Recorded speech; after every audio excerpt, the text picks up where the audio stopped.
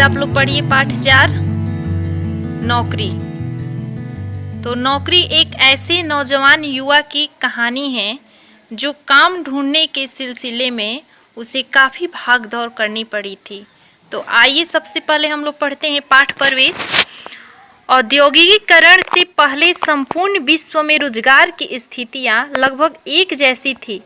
गांवों में कृषि से जुड़े रोजगार होते थे और नगरों में लोग छोटे मोटे काम धंधों में लगे रहते थे।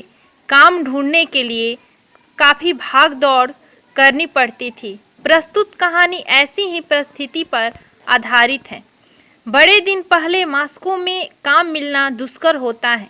उन दिनों आदमी बड़े दिन का कुछ न कुछ इनाम पाने की आशा में छोटा से छोटा काम भी कर लेता है। इन्हीं दिनों जरासीम अपने गांव से मॉस्को लौट आया, लेकिन 20-21 दिन तक गली गली छानने पर भी उसे कोई काम न मिला। उस किसान पुत्र की मेहनत अकारत हुई। उसके गांव के कई मित्र और रिश्तेदार मॉस्को में नौकरी करते थे। जरासीम उन्हीं के पास ठहरा हुआ था। वह मॉस्को बचपन से रहता आया था। पहले वह एक मधुशाला में खाली बोतलें धोने का काम करता था। बाद में वह एक गृहस्थ के यहाँ घरेलू नौकर हो गया था। अब भी वहीं होता यदि उसे फौजी काम के लिए गांव न बुलाया गया होता। न जाने क्यों उसे फौज में भर्ती नहीं किया जा सका।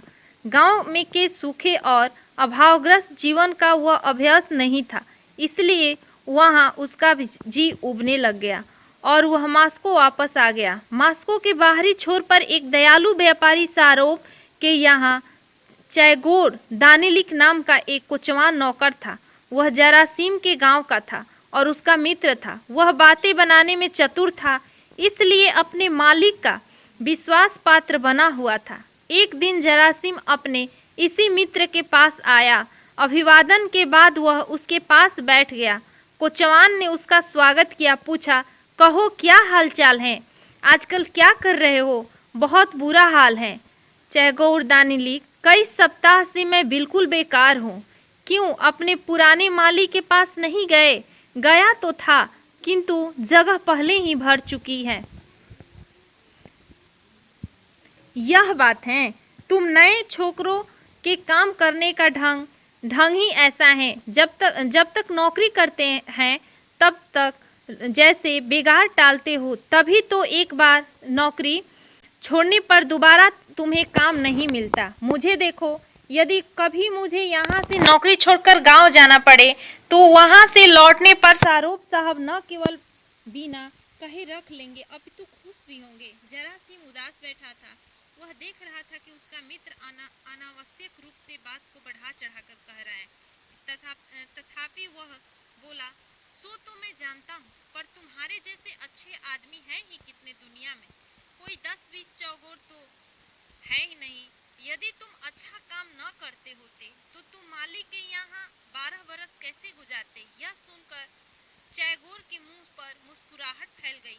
उसे अपनी प्रशंसा अच्छी लगी। तभी चैगोर का मालिक ने बुलाया। वह मालिक के पास गया और लौटकर आने पर उसने जरासीम से कहा, अभी आधे घंटे में गाड़ी तैयार करके मालिक को शहर ले जाना है। अच्छा सुनो, यदि तुम चाहो तो मैं मालिक से तुम्हें नौकर रख लेने को कहूँ।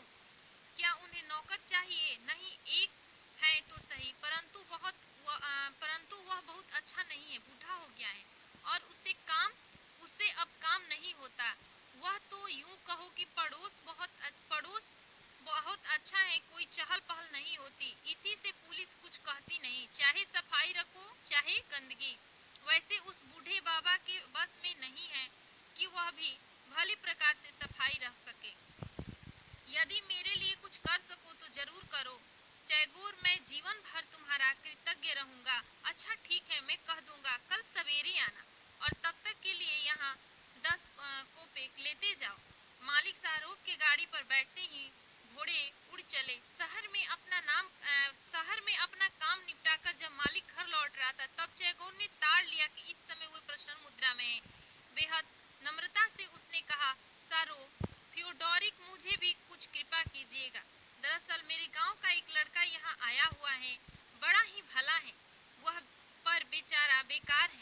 आप उसे नौकरी पर रख लीजिए, घर का सारा ऊपरी काम कर दिया करेगा।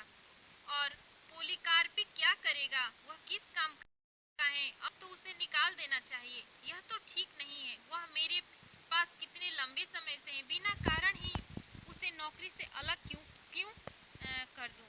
माना कि वह आपके पास बरसों से नौकर रहा है, तो इससे क्या हुआ?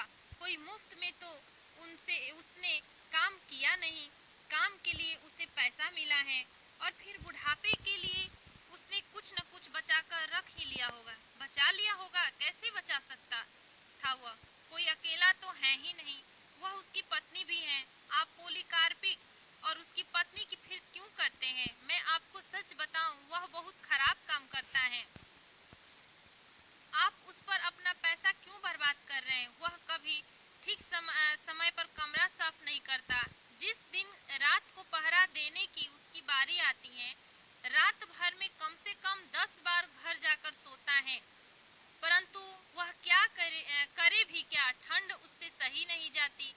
किसी दिन उसके कारण आपको पुलिस से झगड़ा करना पड़ेगा, तभी यह बात बुरी है। मेरे पास वो 15 वर्ष से काम कर रहा है, अब बुढ़ापे में उसे निराश्रित तो कर देने से पाप लगेगा। सारोप बोला, पाप? आपको उसको कोई बिगाड़ थोड़े ही कर रहे हैं, वह भूखो तो मरेगा नहीं, दान गृह में चला जाएगा, मजे से बैठा बैठा खाएगा। सारोप ने चौगोर की बात पर कुछ देर विचार किया। अच्छा, तो उस लड़के के लिए कुछ न कुछ करूंगा। दूसरे दिन शाम को जरासीम चौगोर के पास आया। दोनों सारोप के पास पहुंचे। सारोप ने जरासीम से कुछ सवाल पूछे और उसके उत्तर देने पर बोला, मैं तुम्हें ऊपर के काम के लिए नौकर रख सकता हूँ, कल सुबह से तुम अपना काम पर आ जाओ। जरासीम खुशी से फूल उठा। उसने कृतज्ञता के भाव से चौगोर के हाथ दबाए। वहां से जरासीम चल दिया। कोठी के बाहर फाटक तक जाने के लिए एक चौगान पार करना पड़ता था। जरासीम वहीं बाहर जाने लगा। चौगान में कोने में एक कोठरी थी। कल से जरासीम उसी कोठरी में रहना होगा। कोठरी में बत्ती जल रही थी। जरासीम उस कोठरी की झलक देखने के लिए उत्सुक हुआ, परंतु खिड़की बंद थी। उसके पल्लों पर बर्फ जम गई थी, इसीलिए अंदर झांक कर देखना संभव नहीं था। फिर भी वह खिड़की से सटकर खड़ा हो गया। अंदर कोई बात कर रहा था, उसने सुनाई पड़ा। तो अब हम क्या करेंगे? एक बूढ़ा स्त्री का स्वर था। मैं क्या बताऊं, क्या बता सकता हूँ? भीख मांगनी पड़ेगी, और क्या। हाँ, हम गरीबों की जिंदगी कितनी बुरी है।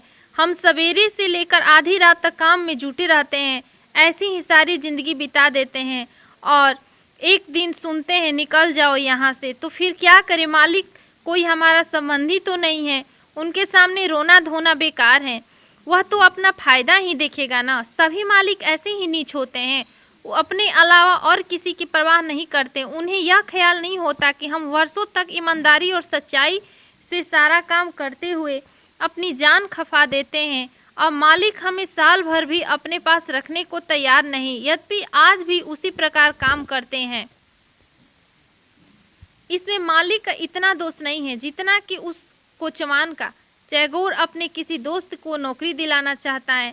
हाँ, वहीं 20 की गांठ है, पर मैं उसकी सारी चालाकी निकाल दूंगी। मैं मालिक से शिकायत कर दूंगी कि वह घास और दाना चुरा चुरा कर बेचता है। अरे नहीं, जाने भी दो, क्यों बुढ़ापे में पाप मोल लेती हो? पाप कैसा? जो कुछ मैं कर रही हूँ वह सच नहीं है क्या? फिर हम कर ही क्या सकते हैं? हम कहाँ जाए? कमबख्त कोचवान ने तो हमारा सत्यानाश कर डाला। कहते कहते बुढ़िया सुबकने लगी। जरासीम ने जब यह सब सुना तो उसे ऐसा लगा मानो किसी ने उसके कलेजे में छुरी भोंक दी हो।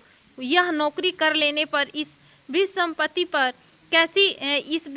दंपति पर कैसी मुसीबत पड़ेगी, इसकी कल्पना करके वह कांप उठा। वेदना से व्यथित कुछ देर वह पागल सा खड़ा रहा, फिर कोचवान के कमरे की ओर लौट पड़ा। अरे क्या कुछ भूल गए? नहीं चौगोर, मैं इसलिए लौटा हूँ कि सुनो, मैं तुम्हें बहुत धन्यवाद देता हूँ कि तुमने मुझे यह नौकरी दिलवाई, परंतु मैं यह नौकरी नहीं कर सकता। धन्यवाद। Like a bird on a tree.